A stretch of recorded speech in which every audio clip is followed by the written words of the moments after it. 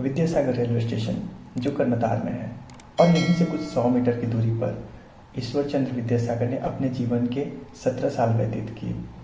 दोस्तों, ईश्वर चंद्र विद्यासागर ने जिस जगह पर 17 साल व्यतीत किए उस जगह को एक पर्यटन स्थल होना चाहिए था, लेकिन यदि आप अभी की बात करें तो यहाँ पर कोई भी विजिटर्स देखने को नहीं मिलते हैं और इसका बस एक ही कारण है, साइबर क्राइम।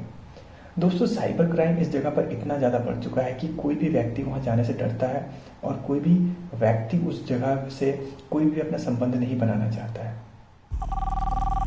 हेलो, नमस्कार दोस्तों, मेरा नाम है मनीष शर्मा और आज हम बात करेंगे साइबर क्राइम के बारे में। जामताड़ा से लेकर आज तक की जो साइबर क्राइम्स हो रही है, जो भी फेक वेबसाइट्स और जो भी यूपीआई स्कैम्स हो रहे हैं या फिर ओएलएक्स का स्कैम, तो इसके विषय में मैं आपको बात करूंगा और मैं आपको लाइव दिखाऊंगा कि ये कैसे करते हैं। दोस्तों, टेक्नोलॉजी के साथ हमारा संबंध बहुत ही गहरा होता जा रहा है। हम हर काम में टेक्नोलॉजी का इस्तेमाल करते हैं और हमारे जीवन को बहुत ही सरल बना रहे हैं, लेकिन कुछ ऐसे लोग भी हैं जो आपके जीवन में घुसकर टेक्नोलॉजी के माध्यम से घुसते हैं और आपके बैंक अकाउंट को खाली कर देते हैं। जी हाँ दोस्तों, बहुत से ऐसे लोग हैं जिन्होंने इस स्कैम को पहले से ही फेस कर चुके हैं और उनको पता नहीं है कि अब इनसे कैसे बचा जाए। यह वीडियो बहुत ज़्यादा ज़रूरी है। इस वीडियो को मैं इसलिए बना रहा हूँ ताकि लोगों तक यह बात पहुँच सके कि आजकल जो हो रही है, जो स्कैम्स हो रहे हैं, उनसे कैसे बचा जाए। जब भी हम स्कैम्स की बात करते हैं तो सबसे पहले हमारे दिमाग में आता है जामताड़ा। सर, आपका एटीएम कार्ड एक्सपायरी होने वाला है सर। ऐसे कैसे होने वाला है? जामताड़ा रांची में एक जगह है जो साइबर क्राइम के लिए हद से ज़्यादा फेमस हो चुका है। अगर हम बात करें 2015 से 2017 के बीच में तो गाइस 22 अलग अलग स्टेट से वहाँ पे कुछ पुलिस ने दौरा किया और वहाँ पे कुछ 2015 से 2017 के बीच में 38 आरोपियों को गिरफ्तार किया। वही 2017 के बाद आरोपियों की संख्या 100 से ज़्यादा हो गई थी। जामताड़ा से करमातर जाने की एक 17 किलोमीटर की एक बंजर रोड है। देखिए, अब यहाँ से हम लोग चलेंगे, जितने भी घर देखिएगा, बढ़िया बढ़िया जितना घर है टोटल दोनों साइबर तरफ है। शिक्षा की कोई भी उम्मीद नहीं है, कोई भी वहाँ पे शिक्षा नाम का कोई चीज़ नहीं है और उस बंजर जमीन पर लगे हैं बड़े बड़े टावर्स और यही टावर्स है जामताड़ा की बर्बादी की कहानी। जामताड़ा के इस 17 किलोमीटर की ज़मीन पर रोज लोग अपना झुंड बनाकर बैठते थे और यहाँ से फ्रॉड होते थे, लेकिन यह करते कैसे थे? लोग इनकी बातों में इतनी आसानी से कैसे आ जाते थे और इन्हें अपना बैंक अकाउंट डिटेल्स कैसे दे देते थे?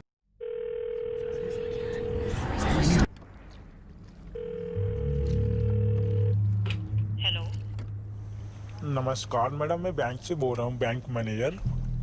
हाँ बोलिए। मैडम, आपका एटीएम कार्ड को ब्लॉक कर दिया गया है, क्या आप उसे चालू करना चाहेंगे या बंद रखना चाहेंगे? तो ये कैसे करते थे? गाइस देखिए, सबसे पहले तो इनका काम क्या था, ये एक फेक सिम कार्ड और एक फेक मोबाइल लेकर जो किसी ने चुराया होगा या फिर किसी और के नाम पे मोबाइल या फिर सिम कार्ड लेते थे। लेने के बाद ये सिंपल सी बात ये करते ये थे कि किसी भी अनजान व्यक्ति को कॉल करते थे और कॉल करके उन्हें कहते थे कि सर, हम इस बैंक से कॉल कर रहे हैं, आपका एटीएम कार्ड बंद कर दिया गया है केवाईसी ना होने के कारण। ठीक है, जैसे ही वो बोलते थे कि केवाईसी ना होने के कारण एटीएम कार्ड बंद कर दिया गया है, इंसान अचानक से हड़बड़ा जाता था और वो उस हड़बड़ाने को अपना हथियार बनाते थे और उनसे कहते थे कि सर, अगर आप चाहते हैं कि आपका एटीएम कार्ड चालू रहे तो इस वक्त आपका एटीएम कार्ड आपके साथ होना बहुत ज़्यादा ज़रूरी है। तो सर, हम आपके कार्ड पे एक नंबर होगा 16 अंकों का, कि वो कंफर्म करा दीजिए। अगर आप चाहते हैं कि हम आपका एटीएम कार्ड चालू कर दें तो आपको हमारी कुछ हेल्प करनी होगी। जब भी वो सुनते थे कि उनका एटीएम कार्ड ब्लॉक हो चुका है या कुछ भी केवाईसी ना होने के कारण बंद होने वाला है, उनके दिमाग में पहले आता था कि मुझे अब बैंक दौड़ना पड़ेगा, तो इतना समय किसके पास है बैंक जाने के लिए। वह सोचते थे कि यहीं पे हम 2 मिनट लगाकर क्यों ना हम अपना एटीएम कार्ड चालू करवा लें। तो जिनको पता नहीं था वो क्या करते थे, वह अपना एटीएम नंबर उनको बता देते थे, एटीएम का 16 डिजिट का कोड उनसे जान लेते थे। जानकर आप बोलते थे कि सर सीवीवी कोड बताइए, जो पीछे का 3 डिजिट है वो बताते थे। एंड उसके बाद बोलेंगे सर, आपका जो एटीएम है अब चालू हो जाएगा, लेकिन इसके लिए आपके मोबाइल में एक कोड आया हुआ है, उस कोड को 6 डिजिट कोड को हमें बताइए, तो फिर हम यहाँ से एक्टिवेट कर देंगे। जैसे ही ये 6 डिजिट का कोड बताते थे तो उनके अकाउंट से पैसे कट जाते थे। बस इनको क्या करना है, इनके अकाउंट से पैसे कट गए। पैसे कटने के बाद अब क्या है, इन्होंने मोबाइल चेंज किया, सिम कार्ड चेंज किया और फिर से दूसरे कस्टमर को कॉल करना शुरू किया। तो रोज का ये हो चुका था इनका काम।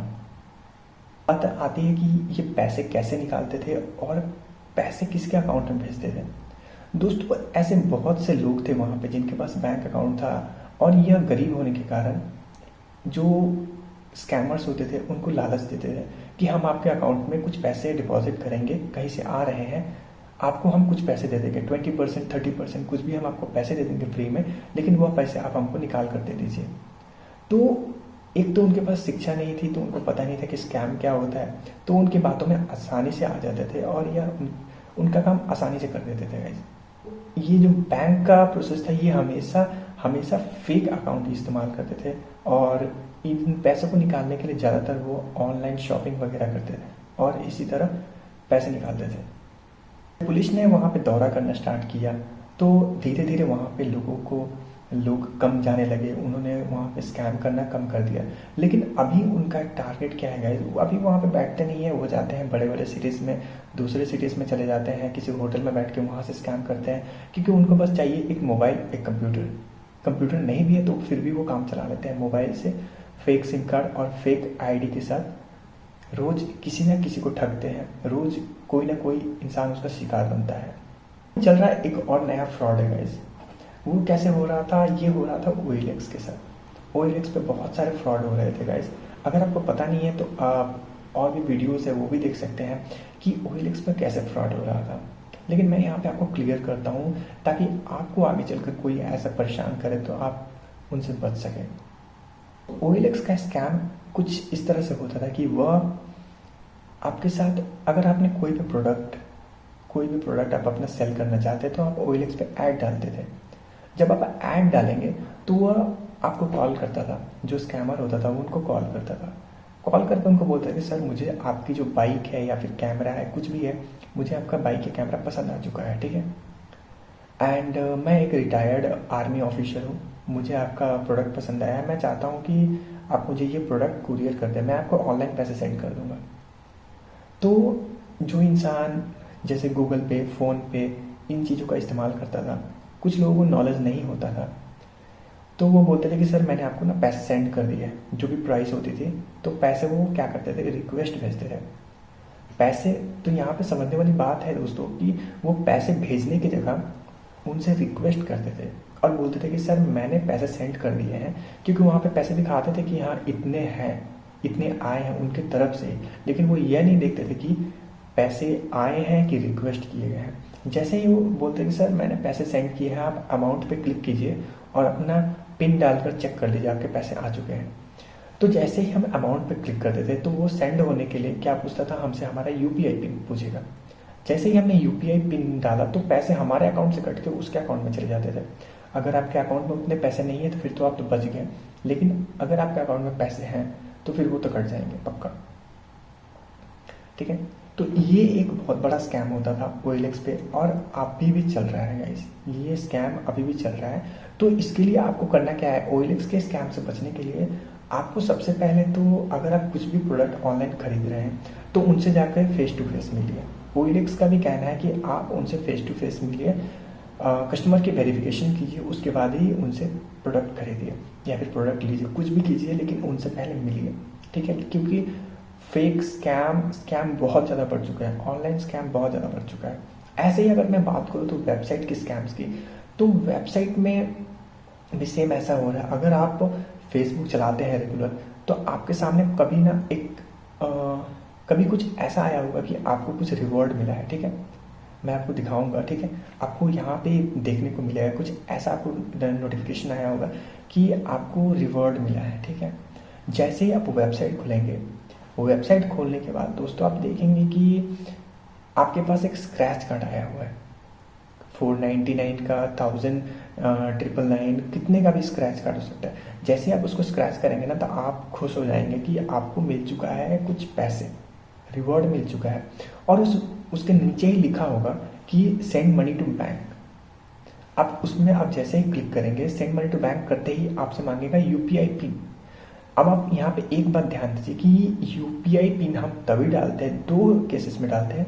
एक तो अपने बैलेंस चेक करने के लिए, और दूसरा हम करते हैं किसी को पैसे भेजने के लिए। किसी से पैसे रिसीव करने के लिए हमें यूपीआई पिन डालने की ज़रूरत नहीं होती है गाइस, ठीक है। तो अगर आपको कहीं पर भी किसी भी वेबसाइट में किसी भी तरीके से अगर आपको कोई भी रिवॉर्ड मिलता है, कोई भी प्रोडक्ट आप खरीदते हैं और वहाँ पे कोई भी फ्री में कोई चीज़ मिल रही है, ठीक है, क्योंकि ज़्यादातर इस्तेमाल करते हैं फ्री वाली चीज़ें कि रिवॉर्ड मिल चुका है, इतना आपने जीता है, इसको अपने बैंक अकाउंट में ट्रांसफ़र कर लीजिए। तो ऐसा कोई भी अगर चीज़ आपको मिलता है तो अपना यूपीआई पिन गलती से भी ना डालिए। एंड अगर जब भी आप भेजेंगे ना गाइस पैसे, तो वहाँ पे नीचे लिखा होगा सेंड। सेंड का मतलब होता है कि अपने अकाउंट से दूसरे के अकाउंट में भेजना, ना कि दूसरे के अकाउंट से अपने अकाउंट में पैसे लेना। तो ये बात आप ध्यान रखिए, कभी भी अपना यूपीआई पिन नहीं डालें, ठीक है। ओके गाइस, और एक फ्रॉड चल रहा था अभी फेसबुक पर, बहुत ज़्यादा ये चल रहा था, ठीक है, और मैंने आज भी देखा इस चीज़ को। तो ये भी फ़ोन पे, गूगल पे, पेटीएम से ही चल रहा था।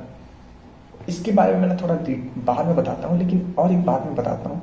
अगर आप फेसबुक चला रहे होते या फिर कोई भी वेबसाइट विजिट कर रहे होते, तो आपको ना एक ऐड मिलेगा कि कोई भी कंपनी का मोबाइल, कोई ब्रांडेड मोबाइल, सैमसंग का ले लीजिए या फिर आईफोन, कोई भी एप्पल का, आपको ना अगर 50,000 का मोबाइल है तो 1999, 1999 में, 2999 में, ऐसे आपको में ऑफर में मिल रहा है। अगर आप उस ऐड पे क्लिक करेंगे तो ये आपको लेकर जाएगा फ्लिपकार्ट की वेबसाइट पे, लेकिन जो उनका डिज़ाइन रहता है, डिज़ाइन रहता है फ्लिपकार्ट का या फिर अमेज़ॉन का। लेकिन अगर आप ध्यान से उनकी वेबसाइट के लिंक देखेंगे तो आप देखेंगे कि वो अमेज़ॉन की वेबसाइट नहीं है, वो किसी और, कोई और वेबसाइट है, क्योंकि वो लिंक अलग होगा। लेकिन जिनको पता नहीं है, जिन्होंने शायद 1 या 2 बार अमेज़ॉन की वेबसाइट को चलाया होगा, बस वो डिज़ाइन देखकर पता कर लेते हैं कि हाँ ये अमेज़ॉन की ही वेबसाइट है, और वो कोई ना कोई प्रोडक्ट खरीदते हैं। उनको लगता है कि जो 50,000 का मोबाइल है या फिर मान लीजिए कि 30,000 का मोबाइल है, वो उनको सिर्फ क्या बताऊँ 499 में या फिर 1999 में मिल रहा है। तो वो सोचते हैं कि जल्दी से जल्दी इसको ऑर्डर कर दिया जाए। और वहाँ पे ना गाइस टाइमर चलता रहता है, वहाँ पे हमेशा टाइमर चलता रहता है, या फिर कुछ ऐसा, कुछ मतलब ऐसी चीज़ कुछ करते हैं कि बंदा जो है उस चीज़ को, प्रोडक्ट को परचेस कर ले। अब यहाँ पे क्या होता है, जैसे ही आप ऐड टू कार्ट करेंगे वहाँ पे आपसे एड्रेस मांगेगा, तो फिर आप और ज़्यादा कंफर्म हो जाएंगे कि हाँ ये तो बिल्कुल सही है, एड्रेस मांग रहा है, मतलब डिलीवरी हो जाएगा। ओके, तो एड्रेस किया मैं आपने, एड्रेस फिल करने के बाद आपके पास ना 2 ही ऑप्शन आएंगे, सॉरी 2 के 1 ही ऑप्शन आएगा, या आपको सिर्फ यूपीआई से पे करना पड़ेगा। फ़ोन पे, गूगल पे, किसी चीज़ से आप पे कीजिए, लेकिन यूपीआई से पे करना पड़ेगा। तो बस गाइस आपको ध्यान में ये रखना है कि अमेज़ॉन, फ्लिपकार्ट, ये सारे जो हैं बहुत अच्छी अच्छी कंपनी का गेटवे इस्तेमाल करते हैं। गेटवे मतलब जैसे रेजर पे, तो इन सब चीज़ों का इस्तेमाल करते हैं। तो वहाँ पे ना आपको बहुत सारे ऑप्शन मिलेंगे देखने के लिए, पेमेंट करने के लिए। सिर्फ आपको फ़ोन पे नहीं मिलेगा, वहाँ पे आपको इंटरनेट बैंकिंग मिलेगा, क्रेडिट कार्ड का ऑप्शन मिलेगा, और भी बहुत सारे कुछ मिलेंगे, ठीक है। तो इन चीज़ों का ध्यान रखिए। और जैसे ही आपने अगर अपना यूपीआई पिन डालकर उनको पेमेंट किया, पेमेंट करने के बाद आपके पास तो कोई नोटिफिकेशन नहीं आएगा कि आपका ऑर्डर बुक हो चुका है, या आपके पास कोई भी प्रोडक्ट नहीं आएगा, लेकिन आपके पैसे कट जाएंगे, ठीक है। तो इन बातों का ज़रा ध्यान दीजिए, और ये जो स्कैम्स हो रहे हैं इन चीज़ों से, इनसे बचा कीजिए। और एक बात ध्यान रखिए कि किसी भी वेबसाइट पे या फिर कोई भी वेबसाइट हो, फेसबुक हो या फिर इंस्टाग्राम हो, इन सब चीज़ों पर आपको कोई भी रिवॉर्ड नहीं मिलता है। आपको फ़ोन पे, गूगल पे, पेटीएम, इन चीज़ों का रिवॉर्ड कभी नहीं मिलता है। अगर आप कभी अपने फ़ोन पे से, फ़ोन पे के ऐप से, मेन ऐप से अगर आप किसी को पेमेंट करते हैं, तभी आपको स्क्रैच कार्ड या फिर रिवॉर्ड मिलता है, बाकी आपको कहीं से भी नहीं मिलता है, ठीक है। इन चीज़ों का बड़ा ध्यान रखिएगा, क्योंकि छोटी मोटी चीज़ें हैं और इनसे आपका जो है बड़ा नुकसान हो सकता है, ठीक है। अगर आपको अमेज़ॉन का कोई ऐड दिख रहा है कि कोई मोबाइल जो है 3,000 में मिल रहा है या फिर 4,000 में मिल रहा है, तो आप डायरेक्ट अमेज़ॉन की मेन वेबसाइट पे जाइए, ना कि फेसबुक से। क्योंकि अगर वो ऐड सच में चल रहा है, अगर वो ऑफर सच में चल रहा है, तो आपको वहाँ पे भी देखने को मिलेगा, ठीक है। अमेज़ॉन पे भी देखने को मिलेगा, अमेज़ॉन की ऐप से आप परचेस कीजिए, ठीक है। तो ये कुछ सेफ्टी टिप्स थे गाइस, तो इनका बड़ा ध्यान रखिए। अगर आपके पास कोई भी नोटिफिकेशन आता है, सॉरी, कोई भी अगर आपके पास एसएमएस आता है, उसमें कोई लिंक है, तो उस लिंक को हमेशा प्राइवेट मोड में खोलिए। कोई भी अपना जो पर्सनल डिटेल्स है किसी के साथ भी शेयर ना करें, ठीक है। और इतना लंबा वीडियो बनाने का बस एक ही कारण था कि आजकल के हो रहे स्कैम से आप सभी को बचाया जा सके। हो सकता है कि आप इसके शिकार ना हुए हो, लेकिन कोई और आपका घर वाला ही शिकार हो सकता है। तो मैं चाहूँगा कि आप इस वीडियो को ज़्यादा से ज़्यादा शेयर करें ताकि ये ज़्यादा से ज़्यादा लोगों तक पहुँचे। और अगर आपने वीडियो को लाइक नहीं किया तो लाइक कर दीजिए वीडियो को। और अगर आपको लगता है कि मुझे आगे इस विषय पे कुछ और वीडियो बनानी चाहिए तो कमेंट कीजिए, मैं आगे भी इसके ऊपर वीडियो बनाऊँगा एंड आगे आप लोगों को मैं प्रूफ दिखाऊँगा। एंड अभी वीडियो के एंड में मैं आपको दिखाऊँगा कुछ वेबसाइट्स जो फेक वेबसाइट्स है एंड उसको मैं स्क्रैच करके भी दिखाऊंगा जिसमें मुझे कुछ पैसे मिल रहे हैं, ठीक है, जो कि फेक वेबसाइट्स है गाइस। तो दोस्तों मैं एक वेबसाइट विज़िट कर रहा था। विज़िट करते करते मुझे अचानक से एक वेबसाइट देखने को मिला, ठीक है, तो मैं आपको दिखाता हूँ। अब मैंने ना ये वेबसाइट कोई और वेबसाइट था मैं, तो वहाँ पे मैंने कुछ लिंक क्लिक किया और मैं यहाँ पे आ गया, ठीक है। तो यहाँ पे मुझे कुछ अजीब देखने को मिला है। क्या है ये मैं दिखाता हूँ आपको। अगर आप देखेंगे तो यहाँ पे आपको देखने को मिल रहा है कि मैंने 499 रुपीज़ जीता है फ़ोनपे पे, ठीक है। यहाँ पे 499 है, उसके बाद में एक दिखा रहा है 9871 रुपीज़, ठीक है। उसके नीचे मैं अगर थोड़ा सा आता हूँ तो यहाँ पे भी आपको देखने को मिलेगा कि बधाई हो, आपने 499 जीता है, ठीक है। और उसके नीचे क्या लिखा हुआ है, बैंक में जमा करने के लिए यहाँ क्लिक करें। तो अगर मैं यहाँ पे क्लिक करता हूँ तो क्या होगा देखते हैं। मैंने अगर यहाँ पे क्लिक किया दोस्तों तो ये एक वेबसाइट खुला है। इस वेबसाइट पे अगर मैं यहाँ पे मुझे क्या दिख रहा है, स्क्रैच एंड विन फ़ोन पे रिवॉर्ड। अगर मैं इसको स्क्रैच करूँगा ना थोड़ा सा ही, तो ये आप देखेंगे कि 499 रुपीज़ मुझे मिल चुका है जो कि फेक है। अब मैं इसको क्या करूँगा, यहाँ पर लिखा हुआ है claim and send reward to your bank. इस पर क्लिक करता हूँ तो अब मुझे यहाँ पे बोले कि आप किससे करना चाहते हैं पे। मतलब ये एक्चुअली बताना चाहता है कि आप किस में लेना चाहते हैं। तो यहाँ पे करेंगे तो यहाँ पे अगर मैं फ़ोन पे सेलेक्ट करता हूँ तो अभी देखिए मेरे पास एक ऑप्शन आएगा। तो यहाँ पे क्या दिखा रहा है, यहाँ पे 499 रुपये सेंड करने को दिखा रहा है, ठीक है। आप नीचे देख सकते हैं कि यहाँ पे कोई रिसीव का ऑप्शन नहीं है, ठीक है। तो ये सेंड करने का ऑप्शन है। अगर मैं सेंड पे क्लिक करता हूँ ना तो मुझे यहाँ पे अपना डालना पड़ेगा UPI पिन। और मैंने देखा कि ये जो फेक वेबसाइट्स थी ये कैसे है एंड इसमें कैसे काम करते हैं ये लोग। तो इस टाइप की अगर वेबसाइट आपको देखने को मिलती है तो इन पे क्लिक ना करें एंड इनको आप रिपोर्ट करें। एंड अगर आपको साइबर क्राइम से रिलेटेड कोई भी जानकारी चाहिए, अगर आपको इन चीज़ों का रिपोर्ट करना है, आपको अगर चाहते हैं कि गवर्नमेंट को पता चले इन सारी वेबसाइट्स के बारे में, तो मैंने डिस्क्रिप्शन में एक लिंक दिया हुआ है। उस लिंक पे जाके आप इन वेबसाइट्स को सबमिट कर सकते हैं और आगे साइबर क्राइम वाले इनका इन्वेस्टिगेट करेंगे और इनके बारे में पता करेंगे, ठीक है। सो आज के लिए बस इतना ही। सावधान रहे, सतर्क रहे। मिलते हैं अगले वीडियो में। जय हिंद।